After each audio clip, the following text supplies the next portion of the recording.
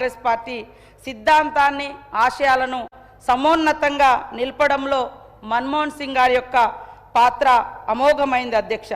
తొలి ప్రధాని జవహర్లాల్ నెహ్రూ గారు, లాల్ బహదూర్ శాస్త్రి గారు, ఇందిరాగాంధీ గారు, రాజీవ్ గాంధీ గారు, పివి నరసింహారావు గారుల యొక్క విప్లవాత్మకమైనటువంటి సంస్కరణల వారసత్వాన్ని పుణికిపుచ్చుకొని యూపీఏ చైర్పర్సన్ సోనియమ్మ సారథ్యంలో సంక్షేమ రాజ్యాన్ని స్థాపించినటువంటి మరి సాహసి మన డాక్టర్ మన్మోహన్ సింగ్ గారు అధ్యక్ష. చట్టాలు, సామాజిక న్యాయ విధానాలను అమలు పరిచారు అధ్యక్ష. హక్కుల ఆధారిత అభివృద్ధి విధానాన్ని అవలంబించారు అధ్యక్ష. దేశ చరిత్రలో మైలురాళ్లుగా నిలిచిపోయే పాలన మార్పులను, సంక్షేమ పథకాలను ప్రవేశపెట్టిన ఘనత కూడా మన డాక్టర్ మన్మోహన్ సింగ్ గారిది అధ్యక్షత. 20 ఏళ్ల తెలంగాణ రాష్ట్ర ప్రజల యొక్క ఆకాంక్షను నెరవేర్చినటువంటి మహనీయుడు. ప్రధానమంత్రి హోదాలో మరి ఆయన అనేక ఇబ్బందులు ఎదురైనా కూడా వాటినన్నింటినీ అధిగమించి తెలంగాణ రాష్ట్ర ప్రజలకు సోనియమ్మ గారు ఇచ్చినటువంటి మాటను నిలబెట్టి మనందరికీ ఆత్మగౌరవాన్ని, హక్కులను, ప్రత్యేక రాష్ట్రాన్ని అందించినటువంటి మహనీయుడు మరి మన్మోహన్ సింగ్ గారికి తెలంగాణ ప్రణమిల్లి నివాళులు అర్పిస్తుంది అధ్యక్ష. కాంగ్రెస్ మూల సిద్ధాంతమైనటువంటి సంక్షేమానికి, చట్టబద్ధత, సామాన్యులకు చట్టపరమైనటువంటి హక్కులను కల్పించినటువంటి ఆర్థిక రూపశిల్పి మన్మోహన్ సింగ్ గారు అధ్యక్ష.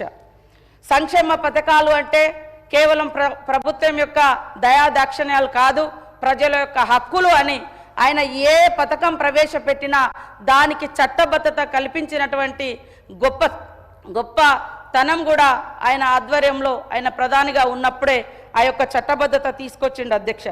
ముఖ్యంగా వారు ప్రవేశపెట్టినటువంటి వివిధ పథకాలకు చట్టబద్ధత ఇవ్వడం మూలంగానే ఈరోజు రాష్ట్రంలో కానీ కేంద్రంలో కానీ ప్రభుత్వాలు మారిన ఆ యొక్క సంక్షేమ పథకాలు సజీవంగా, అప్రతిహతంగా ఒక యజ్ఞంలా సాగుతున్నాయంటే వారు తీసుకొచ్చినటువంటి సంక్షేమ పథకాలకు చట్టబద్ధమైనటువంటి హక్కులు కల్పించడం మూలంగానే అని ఈ సందర్భంగా తెలియజేస్తాను అధ్యక్ష.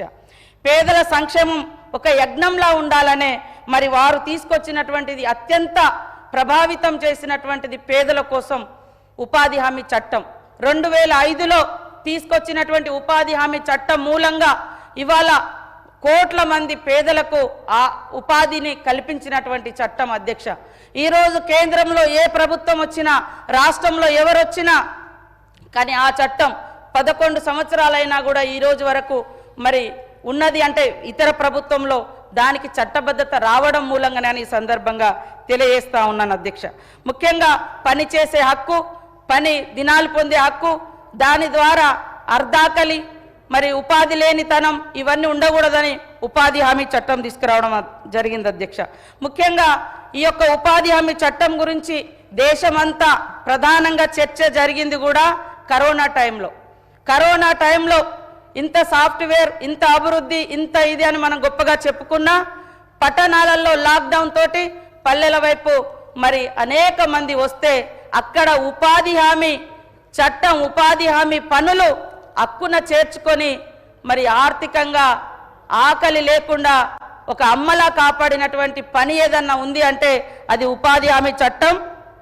ఉపాధి హామీ చట్టం వచ్చిన నాటి నుండి 8 కోట్ల మంది మాత్రమే ఉపాధి హామీ చట్టంలో పనిచేసేది అధ్యక్ష. కానీ కరోనా కాలంలో దాదాపుగా 11 కోట్ల మంది ఉపాధి హామీ కూలీలుగా మారి తమ యొక్క ఆకలిని తీర్చుకున్నటువంటి అంటే పని ఏదైనా ఉందంటే ఉపాధి హామీ చట్టం. ఇది చట్టంగా ఉండడం మూలంగానే ఇవాళ గ్రామాలలో మన రాష్ట్రానికి కానీ దేశ ప్రజలకు కానీ రావాల్సినటువంటి పని దినాలు వస్తున్నాయి, హక్కులు, అభివృద్ధి, ఆకలి తీర్చుకోవడం ఇవన్నీ కూడా జరుగుతుందని నేను తెలియజేస్తా ఉన్నాను అధ్యక్ష. ముఖ్యంగా కర్షకుడి కర్రు కదిలితేనే మనకు 4,000 నోట్లకు పోతాయనేటువంటి విషయం మనందరికీ తెలుసు అధ్యక్ష. దేశంలో మొట్టమొదటిసారి రైతన్నల కోసం 70,000 కోట్ల రూపాయల రుణమాఫీ చేసినటువంటి ఘనత ఆనాటి యూపీఏ గవర్నమెంట్, మన్మోహన్ సింగ్ గారి యొక్క ప్రభుత్వం అని ఈ సందర్భంగా తెలియజేస్తా ఉన్నాను అధ్యక్ష. ముఖ్యంగా మనిషికి అన్నిటికంటే పెద్ద శత్రువు ఏదైనా ఉంది అంటే అది ఆకలి.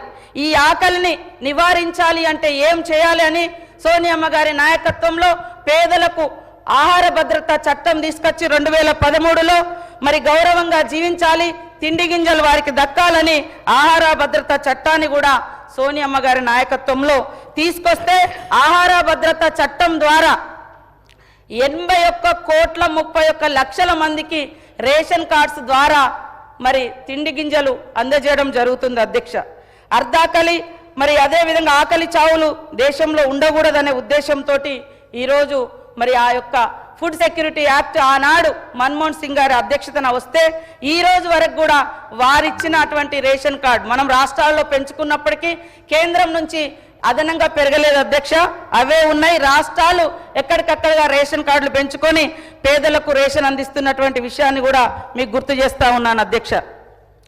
ఈరోజు మరి దళితులకు కానీ గిరిజనులకు కానీ ఆదివాసులకు కానీ బడుగు బలహీన వర్గాలకు మైనార్టీలకు పేదింటి బిడ్డలకు చదువుకోవడం ఒక గగనమైనటువంటి పరిస్థితుల్లో 6 సంవత్సరాల నుంచి 14 సంవత్సరాల వయసు కలిగినటువంటి ప్రతి ఒక్కరికి నిర్బంధ విద్య పెట్టి రైట్ టు ఎడ్యుకేషన్ అటువంటి చట్టాన్ని తీసుకొచ్చి ప్రతి ఒక్కరికి కూడా చదువుకునే హక్కు ఉంది అనే విధంగా మరి ఈ చట్టాన్ని కూడా ప్రవేశపెట్టి అందరిని ద్రాక్షలాగున్నటువంటి చదువును అందరికీ అక్షర వెలుగై నిలిచారు మన మన్మోహన్ సింగ్ గారు అధ్యక్ష.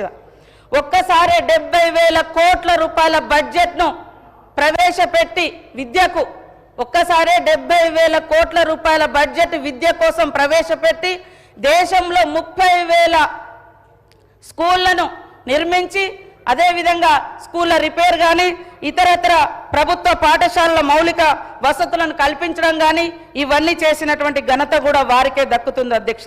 గ్రామీణ పేదలకు అడవి బిడ్డలకు మరి మారుమూల ప్రాంతాల బిడ్డలకు కూడా ఆరోగ్య సౌకర్యం అందుబాటులోకి ఉండాలని 2005లో నేషనల్ రూరల్ హెల్త్ మిషన్ను ప్రారంభించినటువంటి ఘనత కూడా మన డాక్టర్ మన్మోహన్ సింగ్ గారిది అధ్యక్షత. తద్వారా పేదలందరికీ కూడా మరి ఉచిత వైద్యాన్ని అందుబాటులోకి తీసుకొచ్చినటువంటి మానవతామూర్తి. కొంతమంది వారిని మౌనముని అన్నారు అధ్యక్ష, కానీ ఆయన మౌనముని కాదు, సంక్షేమాన్ని చట్టబద్ధం చేసినటువంటి మహర్షి, గొప్ప మానవతామూర్తి, చైతన్య దీప్తి అని కూడా ఈ సందర్భంగా నేను తెలియజేస్తా ఉన్నాను అధ్యక్ష.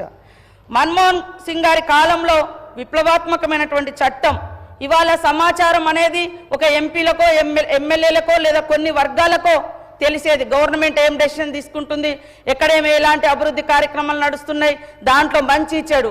కానీ ఈరోజు సమాచార హక్కు చట్టం ద్వారా సామాన్యులకు కూడా ప్రభుత్వంలో జరుగుతున్నటువంటి మంచి చెడు ఇవన్నీ కూడా తెలుసుకునేటువంటి హక్కును కల్పించింది మరి సమాచార హక్కు చట్టం.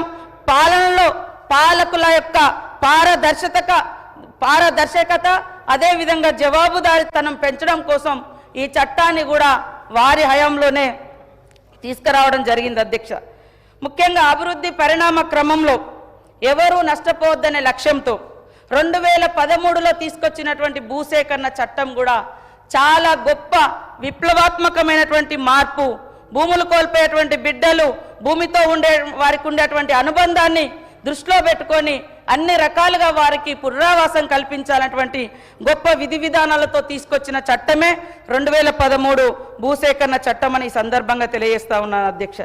అదేవిధంగా దేశంలో అడవి బిడ్డలు ఏళ్ల కొద్దిగా అడవులలో నివసిస్తూ అడవులపై ఆధారపడి జీవించినప్పటికీ అడవి మీద ఎలాంటి హక్కు లేకుంటే మరి దశాబ్ద కాలంగా వారికి అన్యాయం జరుగుతుందని సోనియమ్మ సారథ్యంలో డాక్టర్ మన్మోహన్ సింగ్ గారి నాయకత్వంలో అటవీ హక్కుల చట్టాన్ని 2006లో తీసుకొచ్చి దేశవ్యాప్తంగా లక్షలాది మంది ఆదివాసీ గిరిజనులకు పోడుపై హక్కు కల్పించినటువంటి ఘనత కూడా మన మన్మోహన్ సింగ్ గారి ప్రభుత్వానికి వారి నాయకత్వానికే చెందుతుందని ఈ సందర్భంగా తెలియజేస్తా ఉన్నాను అధ్యక్ష.